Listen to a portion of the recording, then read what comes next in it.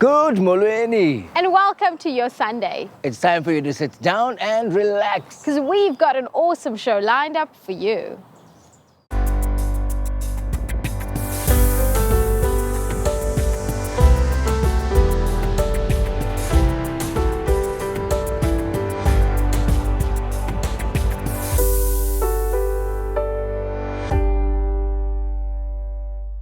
In Mark 16:15, Jesus tells us to go out into the world and proclaim the gospel to all creation. Ngamanye amazwi sithi abalobi babantu. In today's show, we look at 3 stories, all united by one theme: outreach. Kwelokuqala, amabandla eBhayi ebumbene nge-COVID-19 ukuza nenkxaso ngexesha elidingekayo ngqo. And after that, one young couple depart from Port Elizabeth to London for God. And finally, citywide ministry through radio.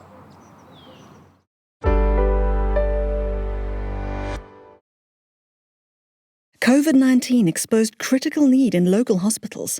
Many people wanted to help. But what would happen if everyone joined forces? Monica, what is Be the Change and how did it come about? The original quote for Be the Change is actually one that Mahatma Gandhi is known for having said, and it actually says, "Be the change you wish to see in the world." When this movement began, and it's Be the Change NMB, Nelson Mandela Bay, it just felt very fitting to use that as a name for the movement. How did it come about? Being aware, not at a distance, but close by, of just the desperate need within our public hospitals, and then also becoming aware that a lot of organizations were doing the same thing to try and help that desperate situation in the hospitals, but there was an overlap of services. And so the movement was born out of that. It's also a multi-faith collaboration. So we were able to network with the Jewish Union of Women. We were able to collaborate with ISC relief projects who already had their own blanket drive going. We were able to establish partnerships that were trustworthy. Only together can we make a difference. You mentioned earlier there's been a whole mixing of not just interdenominational but also interfaith. How seamless has that been? A beautiful moment was marked for me when I was speaking to a medical professional, and he'd asked me to write an email to motivate Be the Change, as well as the need for maybe a collaboration in prayer. And he said to me that the day that I sent the email, he noticed was the day that the COVID-19 cases started going down. But for a Muslim man to acknowledge that even from that moment, he didn't have to say that. Be the Change's key pillars for relief include nurturing healthcare workers, mom and baby care, providing food supplies and PPE, and also prayer. The biggest need for me was the need for prayer. Being present at the hospital to pray. Because of COVID-19, because of the regulations, the need to wear masks, there was social distancing, and we were allowed to pray in parking lots. There was even a Saturday where we surrounded Livingston Hospital so that we were forming a perimeter and a wall of protection. So it's been a privilege to pray for nurses, even the security guards, who've come and they're living in such intense fear. But they go in every day and they risk their lives. While Monica was praying, she felt God reveal the answer to fear. And then he said to me, "Do you know what is going to overcome fear? Love. With love we cannot hate. And we cannot blame." So the verse then is, "His perfect love drives out every fear." Nolutando's husband is a doctor, so she joined Be the Change after hearing just how bad things were. Sisnolu, wazibhaqa njani ngoku Be the Change? Ndithe ndihleli endlini nomyeni wam ngobunye ubusuku wafika endixelela iindaba ezimbi ezenzekayo apho asebenza khona. Usebenza kwezinye zezibhedlele apha eBhayi.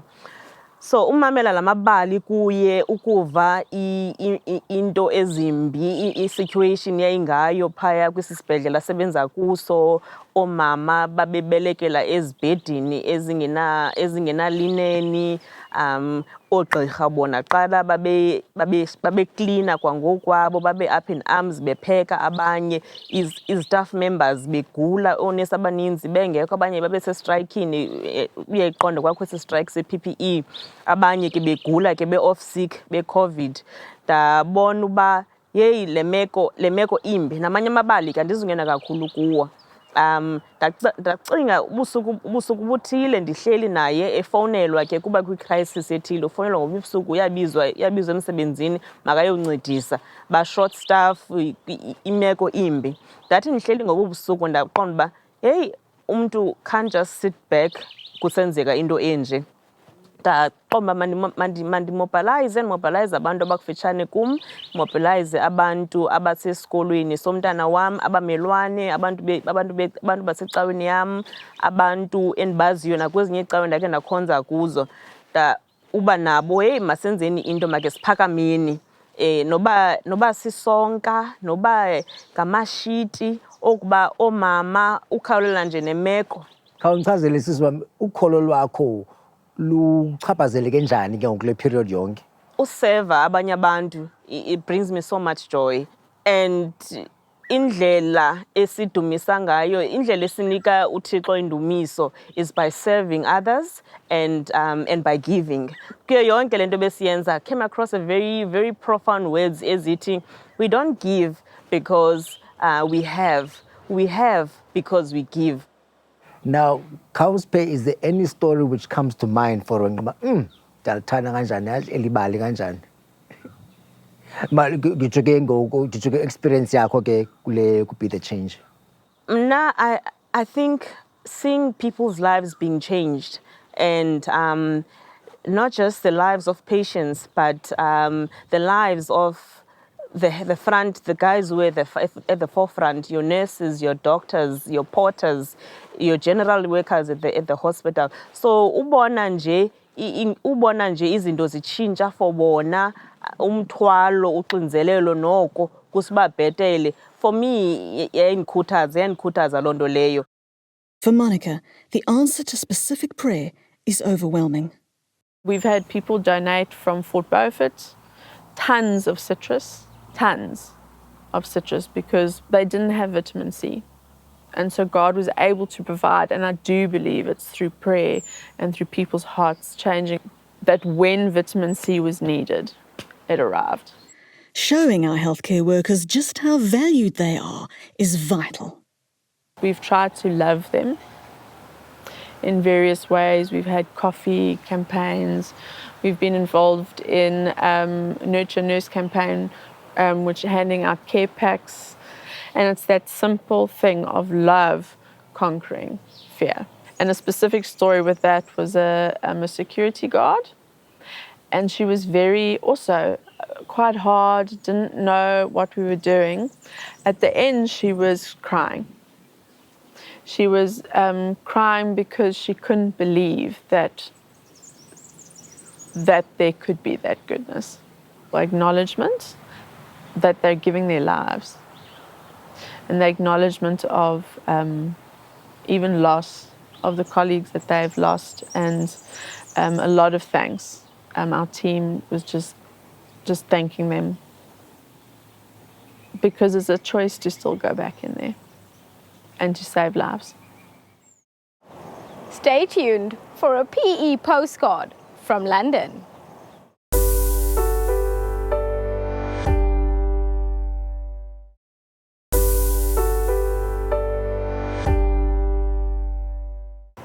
PE couple Crystal and Lesedi Williams always thought they'd start a church in Southeast Asia, but God had other plans.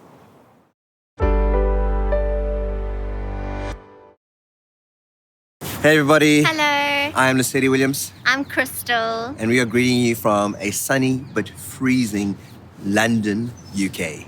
It's Yeah. really great to be with you this morning and to share a little bit of our story of how God has brought us here. So we are here because the Lord has invited us on a great adventure, a wild adventure, to see a church planted here in London and to see his name lifted up amongst the people of the UK, which is really, really exciting. And you're probably thinking, why would we come to London, UK? Originally, it wasn't the idea. I thought when we got married, we'd go to Southeast Asia and preach the gospel amongst the unreached people groups in that part of the world. And God had his own ideas, and he shared his ideas and his dreams with us. And now we're here, and it's quite interesting to think about it and to look in hindsight, because the missionaries came from the UK, came from Europe into Africa, preach gospel. This is like way back in the day.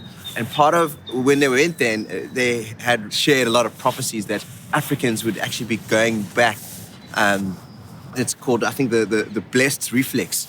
Africans will be going back to preach the gospel to Europe and to the UK to re-evangelize these nations over here. And we have an incredible part of that journey and an intimate part of that journey, because Crystal's family came to Africa, which is South Africa, as missionaries. Do you want to share a little bit of that, Beth? Yeah, so my grandparents were missionaries with the Salvation Army, and they moved from the UK to KwaZulu-Natal in South Africa. And it was a beautiful story of how God used them to share the gospel.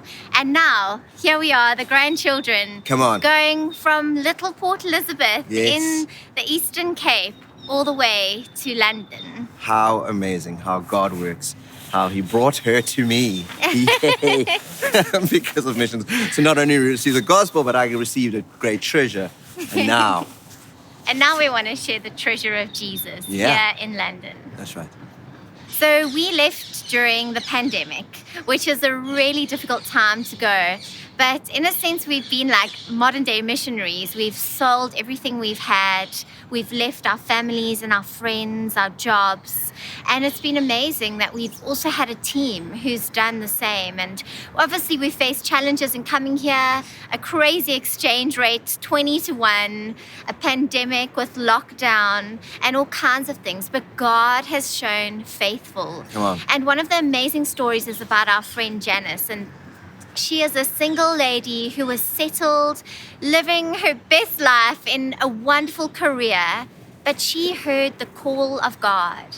And she answered, and she gave up everything she had. She sold everything down to her pillow, and it really looked as though in our eyes, it was impossible for her to get here, but God made a way. He provided amazingly in finances. He provided in a way for her to study here.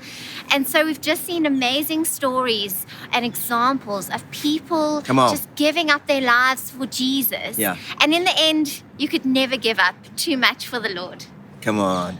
Another incredible story is how we saw our first salvation. So we've obviously come here to see the lost saved, see people reach for Jesus. And we had been here, Crystal and I, for 2 months, and we were just crying out to God, God, we want to see someone saved. So we fasted and we prayed. And after 3 days of fasting and praying and just not being full of a lot of faith, sometimes as humans we can have like a little bit of faith, but God is so faithful. And God took me to another place in the city. I met a lady, and she actually met me. She was trying to sell me something. And I said, no, thank you. But I listened to her. And then I asked her, hey, can I give you a 2-minute message? And I shared the gospel. And I didn't think much of it. And then I left. And as I was walking away, I remember the Lord saying to me, Lesedi, you're fasting, you're praying, but you're not expectant. Because you're asking of me, and I'm going to move. So be expectant. And I was like, yeah, half-heartedly, a little bit of faith. And then the next day, I was walking in the area we were living, which was totally different from the area that I went to the day before. And as I was walking towards the shop, guess who I ran into? The same lady. And she looked at me with big eyes. And she's the one that saw me. And she was like, how's this so? And I told her, it is God. This is not a coincidence. It is God. God wants you to know him. And I then shared the gospel. And I phoned Crystal and I said, Crystal, on your way home, walk past her. And Crystal did. And she shared a prophetic word which was accurate. It's like God gave her the letters or the secrets of her heart. And with that, her heart opened up and she received the gospel that night. It's really amazing how God brought her to salvation. So God has been at work and He's at work with us right here in London. Please pray for us. We are needing God's help in every single way. Pray for protection, provision, location, salvations, and most importantly, God's presence. Yes. So we just want to send all of our love and bless you guys for 2021.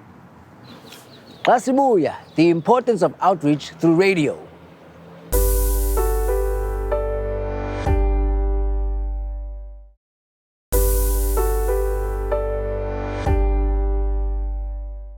Besike sancono isisa lapha eBhayi. Kodwa ke bona basibona bento engapha kwesitishi. Bona basibona belusapho.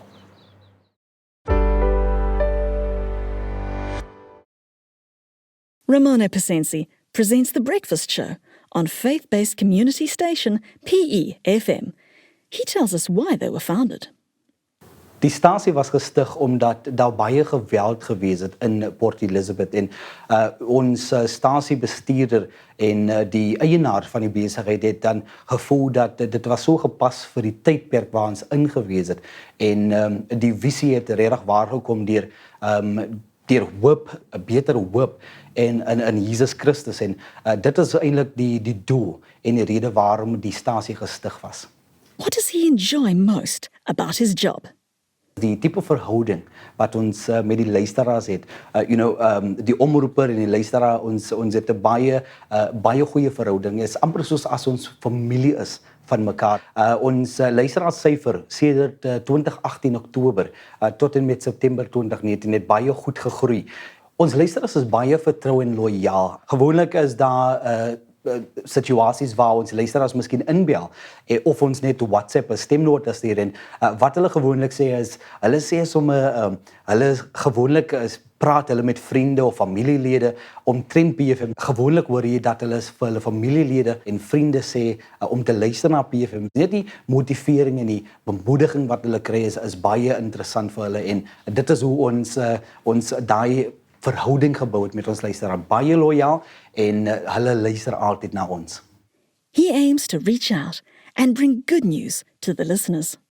Our approach would basically be to educate, to uplift, to motivate, and that is what we have been doing for 8 years straight, and that has just been our core, just instill hope in people's lives because of what we have been going through in South Africa. The community's favourite segment is called Breakthrough Prayers. Romano explains why it's so important.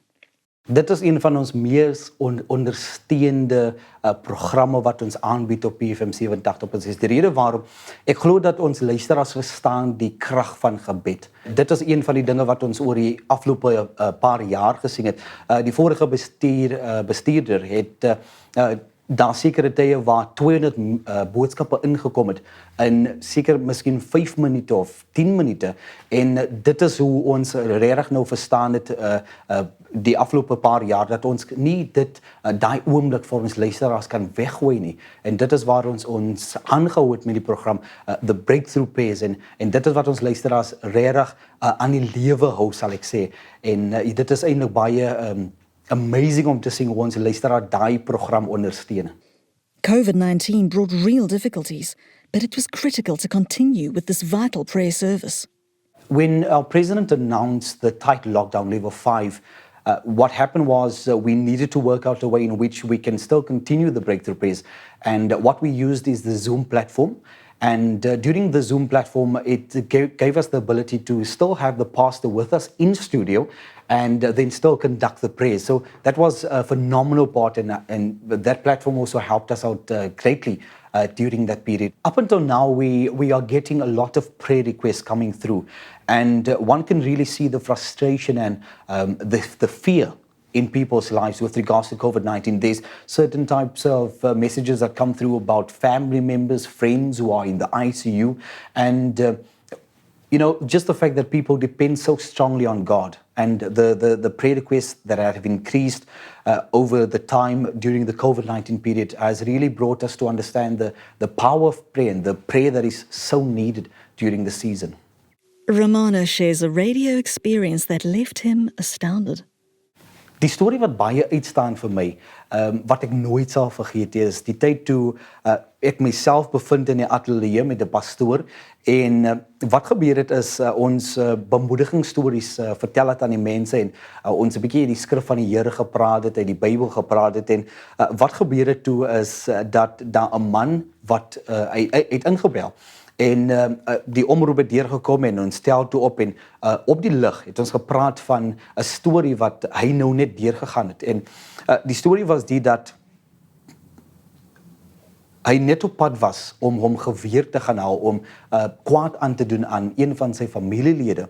Ek sal nie so baie diep in die storie gaan nie, maar wat gebeur het is hy het gesê dat hy besig in 'n kar was op pad na die huis toe om die geweer te gaan haal en hy skakel so deur die radio en hy kom af op die stasie en dis dieselfde tyd toe die Here se krag hom aangeraak het en hy stop in hom spore, hy dit het hom hele lewe verander en dit is toe ek gesien het die impak wat die stasie het op die mense in die omliggende gebied en dit was baie nice om te hoor.